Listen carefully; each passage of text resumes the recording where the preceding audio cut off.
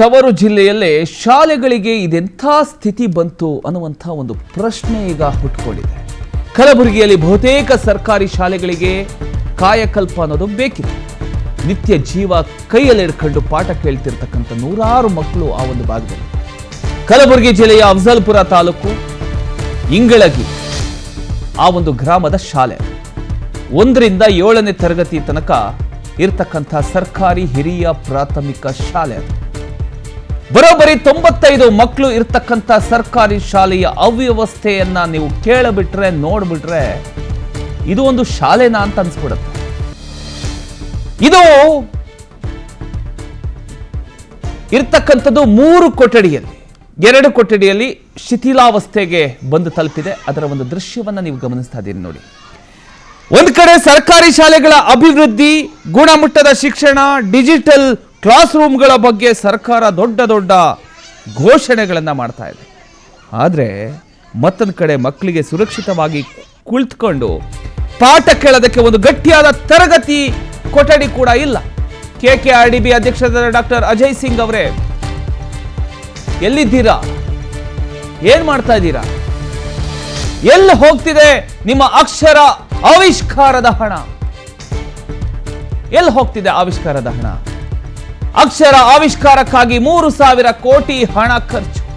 ಸರ್ಕಾರಿ ಶಾಲೆಯಲ್ಲಿನ ಬಡ ಮಕ್ಕಳ ಪರಿಸ್ಥಿತಿ ಒಂದ್ಸಲ ನೋಡಿ. ಒಂದ್ಸಲ ಬಡ ಮಕ್ಕಳ ಪರಿಸ್ಥಿತಿಯನ್ನ ನೋಡಿ.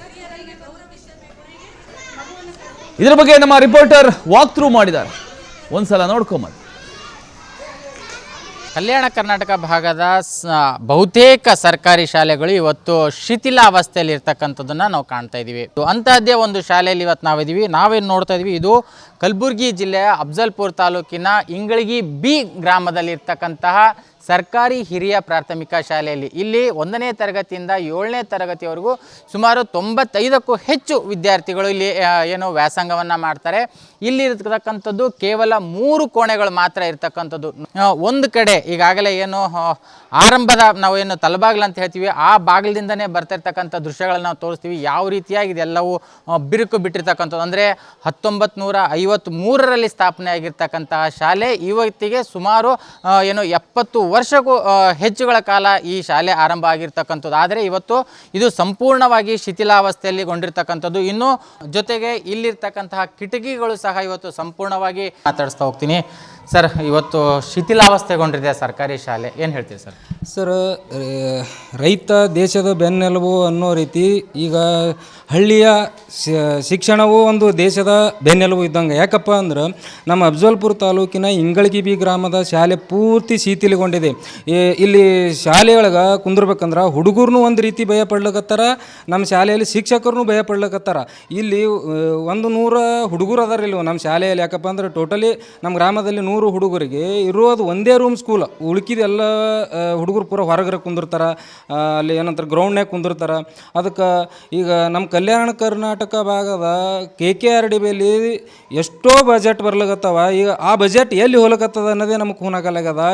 ಇಂಥ ಸ್ಕೂಲ್ಗಳು ಇಂಪ್ರೂವ್ಮೆಂಟ್ ಆಗಬೇಕಲ್ಲ ಸರ್ಕಾರ. ಯಾಕಪ್ಪ ಅಂದ್ರೆ ಇಲ್ಲಿರುವುದೇ ರೈತಾಪಿ ವರ್ಗದ ಮಕ್ಕಳು, ಬಡ ಮಕ್ಕಳು. ಅವ್ರಿಗೆ ಎಜುಕೇಷನ್ ಕಲಿಸ್ಬೇಕಂತೇಳಿ ಪಾಪ ರೈತರು ಹೊಲದಾಗ ದುಡ್ದು ಅವ್ರಿಗೆ ಇಲ್ಲಿ ಶಾಲೆಗೆ ಹಚ್ಕೊಡ್ತಾರೆ. ಅವ್ರಿಗಂತೂ ಪ್ರೈವೇಟ್ ಸ್ಕೂಲಿಗೆ ಹಾಕಂತ ತಾಕತ್ತಿಲ್ಲ, ಅವರಿಗೆ ದುಡ್ಡಿನ ಅವಶ್ಯಕತೆ ಇರ್ತಾವ. ಅಂಥ ಮಕ್ಕಳಿಗೆ ಇಲ್ಲಿ ಶಾಲೆಗೆ ಹಚ್ಕೊಡ್ಕತ್ತಾರ. ಈ ಹುಡುಗರದ್ದು ಭವಿಷ್ಯ ರೂಪಿಸ್ಬೇಕಂತೇಳಿ ಇಲ್ಲಿ ಕಳಿಸ್ದಾರ. ಇಲ್ಲಿ ಶಾಲೆ ಕಲಿಬೇಕಂದ್ರೆ ಭಯಭೀತರಾಗ್ಲಿಕತ್ತಾರ. ಅದಕ್ಕೆ ನಾವು ಮಾನ್ಯ ನಮ್ಮ DK ಶಿವಕುಮಾರ್ ಸಾಹೇಬರಿಗೆ ಏನು ಕೇಳ್ತೀವಪ್ಪ ಅಂದ್ರೆ, ಹಳ್ಳಿ ಉಳಿಸ್ರಿ, ಹಳ್ಳಿ ಶಾಲೆ ಉಳಿಸ್ರಿ, ಕನ್ನಡ ಶಾಲೆ ಉಳಿಸ್ರಿ. ಯಾಕಪ್ಪ ಅಂದ್ರೆ ಕನ್ನಡ ಶಾಲೆ ಉಳಿದ್ರೆ ನಮ್ಮ ದೇಶ, ನಮ್ಮ ಹಳ್ಳಿ ಉಳಿದ್ರೆ ನಮ್ಮ ದೇಶ. ನೀವು ಆದಷ್ಟು ನಮ್ಮ ಹಳ್ಳಿ ಕಡೆ ಗಮನ ಹರಿಸಿ ನಮ್ಮ ಬಡ ಮಕ್ಕಳಿಗೆ ಒಂದು ಸ್ವಲ್ಪ ದಾರಿ ಮಾಡಿಕೊಡ್ಬೇಕಂತೇಳಿ ನಾ ವಿಶೇಷವಾಗಿ ಒಂದು ಮನವಿ ಮಾಡ್ಕೊಳ್ತೀನಿ ನಿಮಗೆ. ಸೊ ಇದಿಷ್ಟು ಏನಂತಂದರೆ, ಗ್ರಾಮೀಣ ಭಾಗದಲ್ಲಿರ್ತಕ್ಕಂಥ ಮಕ್ಕಳಿಗೆ ಹೆಚ್ಚಾಗಿ ದುಡ್ಡನ್ನು ಕೊಟ್ಟು ಖಾಸಗಿ ಶಾಲೆಗಳಿಗೆ ಓದಿಸೋಕ್ಕಾಗಲ್ಲ. ಸೊ ಹಾಗಾಗಿ ಗ್ರಾಮೀಣ ಭಾಗದಲ್ಲಿರ್ತಕ್ಕಂತಹ ಮಕ್ಕಳಿಗೆ ಒಂದು ಒಳ್ಳೆಯ ಪಾಠವನ್ನು ಸಿಗಬೇಕು ಅಂದರೆ ಒಳ್ಳೆಯ ಸರ್ಕಾರಿ ಶಾಲೆಗಳಾಗಬೇಕು ಅನ್ನೋಂಥದ್ದು ಇಲ್ಲಿ ಸ್ಥಳೀಯರ ಏನು ಮನವಿ ಆಗಿರ್ತಕ್ಕಂಥದ್ದು. ಈಗಲಾದರೂ ಜಿಲ್ಲಾ ಉಸ್ತುವಾರಿ ಸಚಿವರು ಮತ್ತು ಸ್ಥಳೀಯ ಶಾಸಕರು ಇತ್ತ ಗಮನ ಹರಿಸ್ತಾರ, ಈ ಭಾಗದಲ್ಲಿರ್ತಕ್ಕಂತಹ ಶಾಲೆಗಳನ್ನು ಅಭಿವೃದ್ಧಿ ಮಾಡ್ತಾರ, ಅಥವಾ ಶಿಥಿಲಾವಸ್ಥೆಯಲ್ಲಿ ಇರ್ತಕ್ಕಂತಹ ಶಾಲೆಗಳನ್ನು ನೆಲಸಮ ಮಾಡಿ ಮತ್ತೆ ಹೊಸ ಶಾಲೆಗಳ ನಿರ್ಮಾಣ ಮಾಡ್ತಾರ ಅನ್ನೋಂಥದ್ದನ್ನು ಕಾದು ನೋಡಬೇಕಾಗಿದೆ. ವಿಶ್ವಕುಮಾರ್ ಬೋಗನಹಳ್ಳಿ, PNS ವಿಸ್ತಾರ ನ್ಯೂಸ್.